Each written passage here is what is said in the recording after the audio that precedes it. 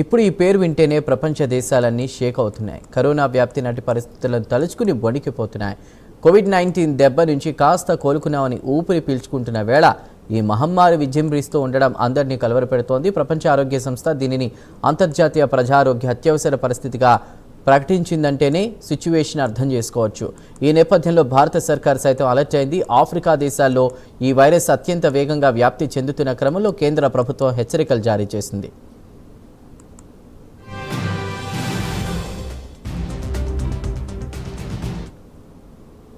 Africa ఖండంలోని Congo, Uganda, Sudan దేశాల్లో Ebola కేసులు భారీగా నమోదవుతున్నాయి. ఈ నేపథ్యంలో భారతదేశ వ్యాప్తంగా అన్ని ఎయిర్పోర్ట్లు, ఓడరేవులను కేంద్రం అప్రమత్తం చేసింది. ఆఫ్రికా దేశాల నుంచి వచ్చే వారి పట్ల అప్రమత్తంగా ఉండాలని director general of health services సూచించింది.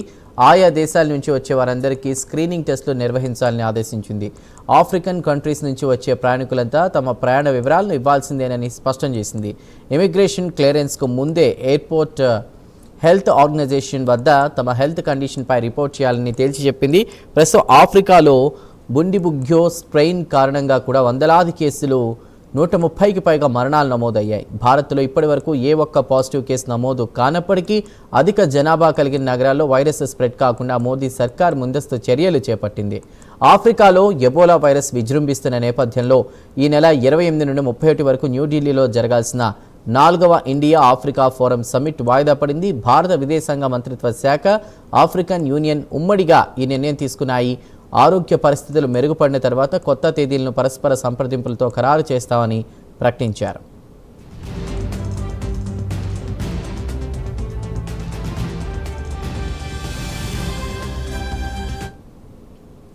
ప్రస్తుతం ఆఫ్రికాలో వేగంగా స్ప్రెడ్ అవుతున్న బుండిబుగ్యో స్ట్రెయిన్ ప్రారంభ లక్షణాలు సాధారణ ఇన్ఫ్లుయెంజా, మలేరియా, టైఫాయిడ్ను పోలి ఉంటున్నాయి.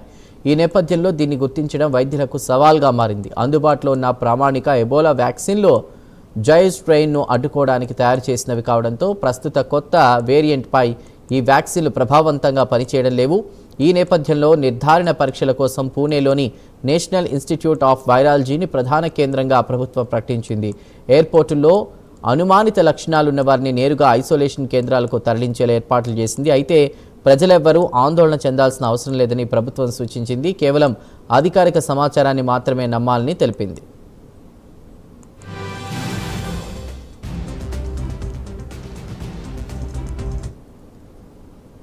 ఎబోలా వైరస్ ద్వారా సోకే ఒక ప్రాణాంతక హెమరేజిక్ జ్వరం గబ్బిలాలు, కోతుల ద్వారా మొదట మానవులకు సోకుతుంది. వ్యాధి సోకిన వ్యక్తిని తాకడం వల్ల వారి వ్యక్తిగత వస్తువులను ఉపయోగించడం, వారి శరీర ద్రవాలైన రక్తం, లాలాజలం ద్వారా మాత్రమే వ్యాపిస్తుంది.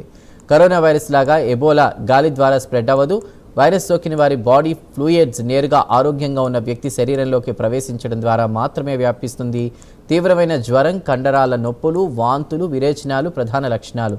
అత్యంత తీవ్రమైన కేసుల్లో అంతర్గత, బాహ్య రక్తస్రావం జరుగుతుంది. ఇలాంటి లక్షణాలు కనిపిస్తే వెంటనే వైద్యులను సంప్రదించి తగిన జాగ్రత్తలు తీసుకోవడం తప్పనిసరి.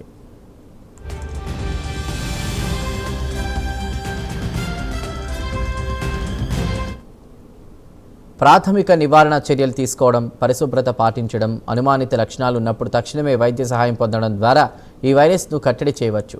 ఎబోలా సోకిన లేదా లక్షణాలు ఉన్న వ్యక్తుల రక్తానికి లేదా శరీర ద్రవాలకు దూరంగా ఉండాలి. ఇక వారి దుస్తులు, పరుపులు లేదా వారు వాడిన వస్తువులను తాకకూడదు. పరిశుభ్రత నియమాలు పాటించాలి. చేతులను ఎప్పటికప్పుడు సబ్బుతో శుభ్రంగా కడుక్కోవాలి. హ్యాండ్ శానిటైజర్ వాడితే ఇంకా మంచిది. ఎబోలా ప్రభావిత ప్రాంతాలను క్లోరిన్ లేదా బ్లీచింగ్ పౌడర్ వంటి క్రిమి సంహారాలతో శుభ్రం చేయాలి. అడవి జంతువులైన కోతులు, చింపాంజీలు, గబ్బిలాలు ఎబోలా వైరస్ను మోసే అవకాశం ఉన్న నేపథ్యంలో వాటిని తాకడం, వేటాడడం లేదా వాటి మాంసం తినడం పూర్తిగా మానేయాలి.